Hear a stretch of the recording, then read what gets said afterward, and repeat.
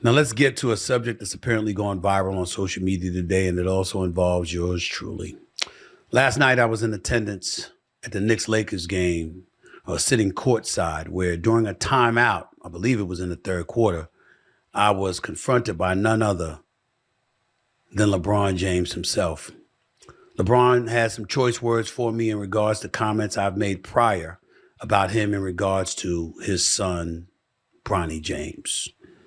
Um, Before I get any further, let me just put to bed a couple of things that have been reported that are false. People was talking about LeBron called me out my name, or I saw somebody said he called me a bitch. Somebody said he called me a punk and all this. None of that is true. He was fiery. He approached me during the game and he said, "Stop effing with my son. That's my effing son. Stop effing with my son." I said, "What? Nah, man, straight up, man to man. Real talk. Stop effing with my son." And I saw how furious he was. And I said, "We can talk about it later." "Nah, F that. Stop effing with my son. That's my son. That's my son." I said, "All right, dog. Fine." And he walked away. That's all he said. I knew what he was talking about. I've spoken about this before. Matter of fact, I heard that not many, not all, but a few players were upset at me about that. I think one player in particular was Draymond Green, who I haven't spoken to since and has no desire to speak to me primarily because of this, I suppose. And I found out the way that I found out, which was last night while I was at the game. I was a guest of Ari Emanuel, owner of William Morris Endeavor, founder of William Morris Endeavor, rather. Founder of Endeavor, I'm sorry, before they merged with William Morris. And I was a guest of his, sitting at the game with him and Larry David from Curb Your Enthusiasm. I was sitting courtside, and the next thing you know, out of the blue, LeBron came in my face. Obviously, since he brought up his son, he was piggybacking off of what I had said weeks ago. And what I had said weeks ago is that when Bronny James was struggling, and I threw out some stats and stuff like that, and I said he's not ready. And then I came on this podcast and I reiterated that point. Clearly, it was something that was on LeBron James' mind that he was aching to confront me about. And so it happened the way that it happened. Now, before I get into anything else, let me say that LeBron's agent, who is Rich Paul, his boy, has my number. Maverick Carter, who's universally respected and is a big player in the industry these days, he has my number. It's very easy for LeBron James to have called me. It's very easy for one of them to have called me and to say, "LeBron wants to see you. He wants to talk to you face to face, man to man." That's not what happened. Last night at the Lakers game happened. Now I get, and people have said to me today that I'm looking pretty damn sad. I'll fess up, I am. Because something like that is not something that should make any of us comfortable. I didn't anticipate it. I don't know why I didn't anticipate it. But I'm not here to blame LeBron James. That wasn't a basketball player talking to me last night. That was a dad. He rolled up on me as a father. That's what he did. That was not a basketball player talking to me. We talk about LeBron James all the time. Practically everybody does. That's not what LeBron James does. So for him to confront me Obviously, it was something that he was incredibly passionate about, put off about, and felt necessary to confront me about. And what better motivation could there be than to be protective of his son? I understand it. I respect it as a parent. I'm a father of 2 daughters. And in all honesty, I couldn't definitively tell you that if I were LeBron James, I would not have done the same thing. I would hope that I would not have. I would hope that I would have picked up the phone and called the person instead, or got arranged to see that person face to face instead, rather than walking up to me in the middle of a game, courtside. That was not the end of the game. That was not the beginning of the game. That was in the middle of the game that this happened. But that's what happened. And there's really not much you can do about it. I have a lot to say about it, but I wanted to address a couple of things. Number one, because I saw this tweet from Kevin Love. He was responding to my tweet.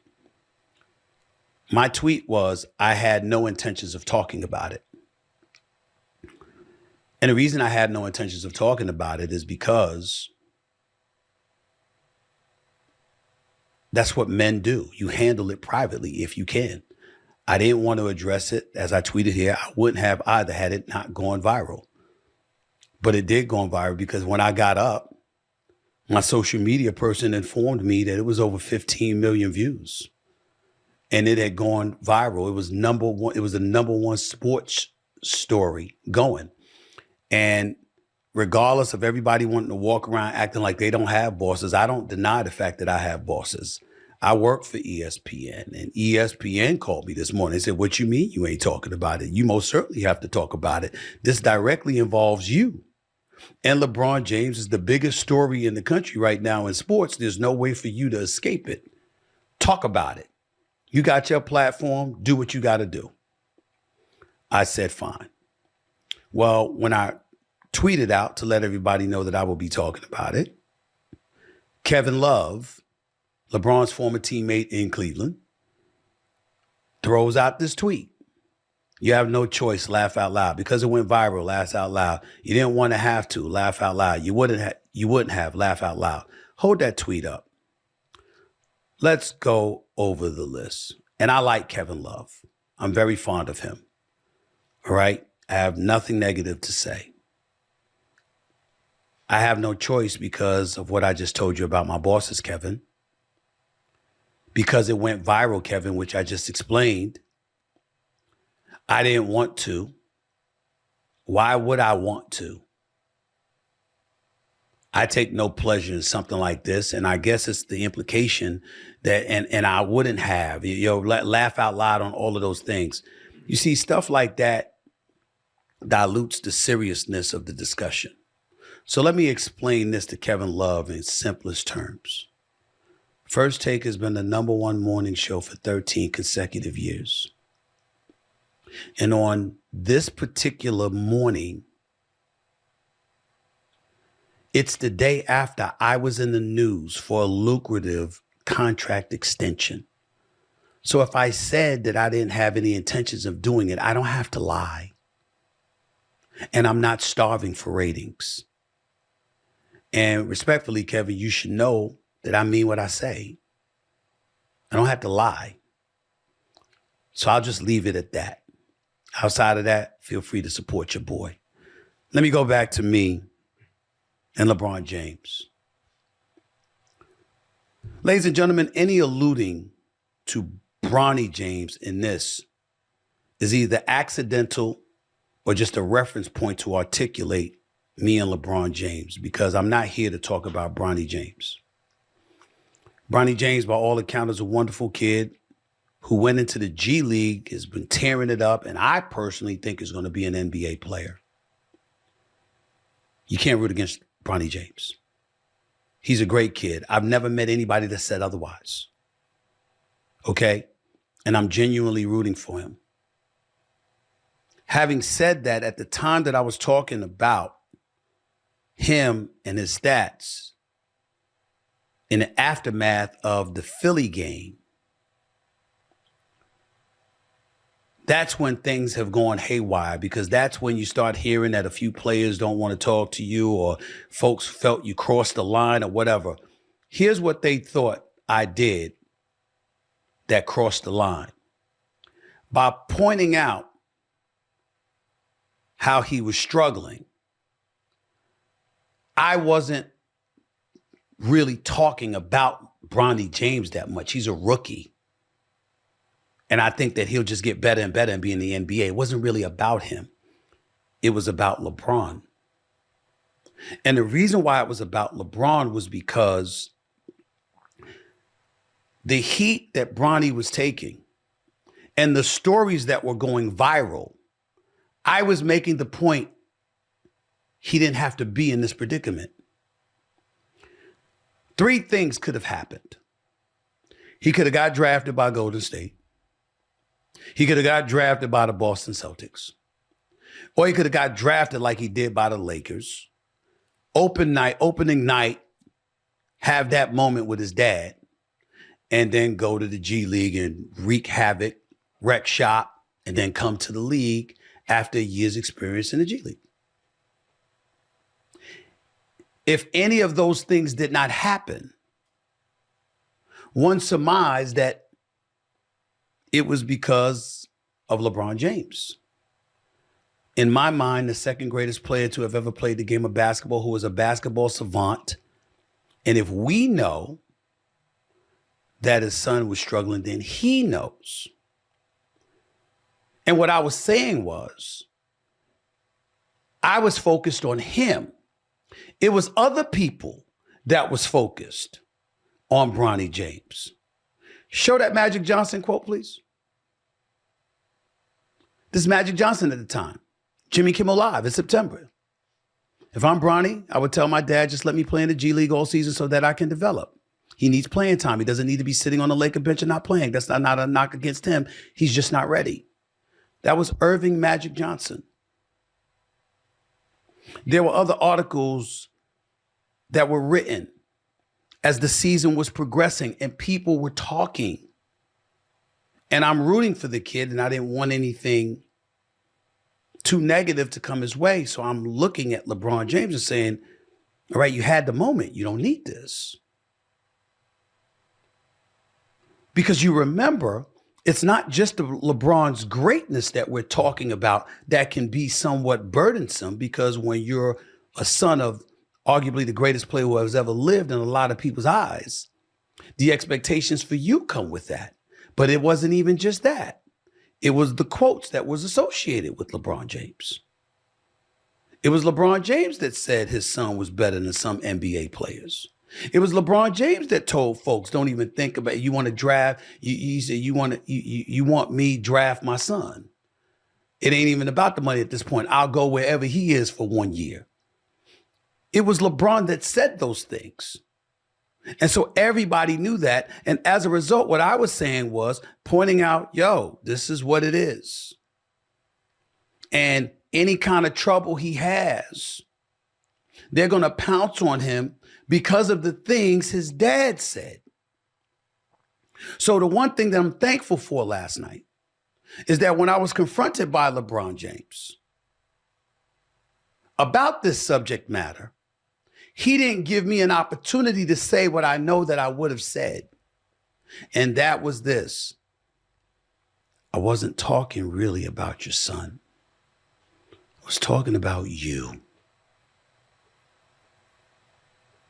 Because you know the league. You know people. You know narratives ain't always created by the media. It's created by people the media covers. So you must know what they were saying at the time. Nobody's been talking about Bronny now. Not for months, but at the time they were. You must know. And I was saying, that's you. Because of all the things that you did to make things happen in a way that deviated from a relatively merit-based situation, which is the National Basketball Association. You're LeBron James. You are underpaid. You are LeBron James. You deserve more money than you're getting paid. You're LeBron James. I don't give a damn how much money they pay Bronny. He could get it. He should get it for you because, damn it, you should have gotten more because of what you've done for this league. You deserve all of this. But it's not going to stop him from getting that heat. And when LeBron came at me the way that he did, if it wasn't on camera, if he didn't instigate something that people are allowed to take viral, if he had spoken to me man to man privately, I still wouldn't have talked about it with y'all. I don't violate that trust. I don't have private conversations and then they go public. I don't have people talk to me off the record and then I come on there on the record. Y'all can talk all of that smack all y'all want to, whatever y'all naysay, whoever y'all naysayers are. But I got 30 years in this business. My track record has proven I don't betray trust. I don't do that. If I have a conversation with you, it's between us. That's the way it's going down. And if LeBron had done that, y'all still wouldn't know about this conversation, which obviously has people speculating because of the savant that he is and how brilliant of a marketer he is. Some would say a manipulator and all this other stuff. They swear he knew exactly what he was doing. He knew the cameras were rolling. He knew that somebody would find him. It was a nationally televised game. It's LeBron James, and he's rolling up to Stephen A. Smith courtside. He had to know. That's what others are thinking. I'm not thinking about that. I'm thinking about the fact that I'm incredibly sad that it had to happen. I'm incredibly sad that a father was looking in my face vehemently and defiantly, hostilely, telling me to stop effing with his son when I was talking about him. That makes me sad. It really does.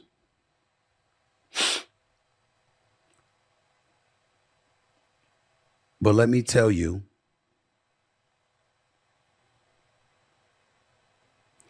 why I'm most sad. Because I wasn't wrong. I stand by what I reported. I stand by what I said at that time. What I expressed months ago is what I felt, which leads us to a far more expansive conversation, albeit a short one. Ladies and gentlemen, I'm a professional journalist turned commentator, pundit. There's a whole bunch of people with podcasts and shows out there who talk about the NBA. I covered the NBA. There's a difference. And the position that I'm in, I don't get paid to talk to folks. I get paid to talk about them. I don't want any enemies. My life is good. God has blessed me. I've been very blessed and fortunate. But I'm not here to make friends either. I have a job to do. See, the difference between this show and typical shows is that people do those shows hoping to get paid. I get paid to do those shows. It's different for me because there's years of work in the industry that preceded it. I've got people calling me, LeBron shouldn't have came up to you like that. Nah, that's wrong. That's very unprofessional. You know, he knows better. Forget all that. He did what he felt he needed to do for himself and his family. I have to respect that. It just doesn't make him right about the facts. The fact is,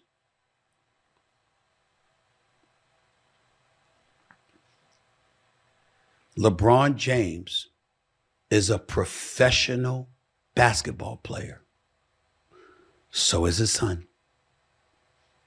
LeBron James is a member of the Los Angeles Lakers. So is his son. LeBron James has to get critiqued at the discretion of the media covering him play basketball. So does his son. He's a professional. This is not a conversation about family matters. This is not a conversation about what's going on in somebody's bedroom or somebody's backyard. This is not a conversation about what's going on secretly. This was me talking about the game of basketball. Under no circumstances do I want to throw any negativity in the way of LeBron James' family and friends. I know a lot of them, all wonderful. And I sincerely apologize for any kind of pain or angst I caused them. Not LeBron. LeBron is a part of the job. And by virtue of the decisions that he made, so are his teammates. One of them happening to be his son. Now, I understand that rubs a lot of people the wrong way. Okay.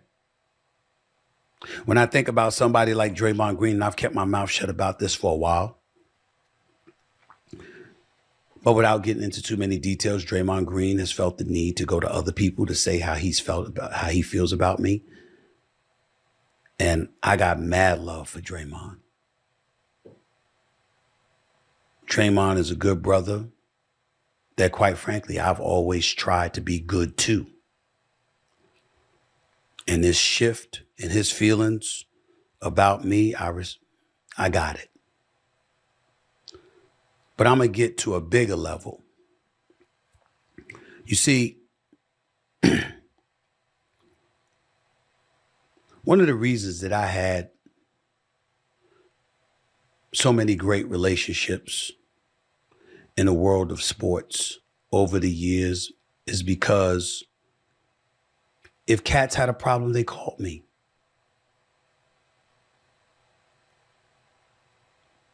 Silly me, I'm thinking that if you get along with people and you talk with them, if they have an issue with you, at least they'd call you and confront you man to man before something's resolved. I'm talking about Draymond here. I'm not talking about LeBron. The reason I'm not talking about LeBron is because, excuse my language, LeBron and I don't really fuck with each other. It's primarily been high and by for more than a decade, and I'm fine with it, and so is she, and so is he. Okay? But that wasn't the relationship with me and Draymond. That wasn't the relationship with me and quite a few cats. And one of the biggest reasons that I loved the kind of relationship that we had is because I always got the impression, yo, if they got an issue with you, they'll call you. You talk it out as men. And if you disagree, you part ways, even if you part ways not speaking one another, or you can be agreeable, or you can agree to disagree. It could be a boatload of things. But the blindsidedness of it all is what throws me off. Because you see, if I got a problem with somebody, I'm not hard to find. You call me, I'm going to pick up the phone. You want to come, you want to see me, I'm going to rap to you. And we can hash it out and we'll reach a resolution, or we don't. That's not what's happening. And so it is what it is. You know, I'm sorry it had to be that way. I'm sorry at the look of it all. But I was sitting courtside minding my damn business, watching my Knicks try to beat the Lakers. I didn't know that the greatest player of this generation was going to walk in my face the way that he did. But that's what happened. So I get it. I understand it. And I want to defend LeBron on this point. That was a dad talking to me. That was not some basketball player that was just pissed off. That was a father. And I'm sensitive to that. Because I'm a dad. And if I had a son and I felt like somebody had brought negativity to their world, I can't say I wouldn't have reacted the way LeBron James did. I don't think I would have, but I don't know. I don't know. But I want to emphasize, I wasn't really concerned about Bronny. I think Bronny's going to be an NBA player. I think he's got potential. And what he was doing in the G League, I think he's got a lot of promise. And I just interviewed Jeannie Buss right on this podcast, and she was raving about him. And they wanted him to be a part of the Lakers organization for a long time. That's where it starts. I get it. I'm rooting for this kid. I wish him nothing but the best. My issue was with what he is going through. Nobody best knows how to alleviate the problem at the time. And nobody had the power at the time as well to alleviate it, more so than LeBron James. And I was simply suggesting that he alleviate that problem. I didn't know it would be taken as I'm coming after his son, because that is not what I was doing. That is not the intent that I wanted to put out there. So I get it. I'm sorry. I'm also sorry that this all had to happen on the day my new contract extension was announced, but it is what it is. So that's all I can say about that. That's all I have to say about that. LeBron's entitled to his feelings, but I'm also entitled to mine. I cover the sport. I did not get personal. I talk about players every day. I talk about teams every day. I talk about organizations every day. I talk about news items every day. I talk about it all. It's my job. And that's what I did.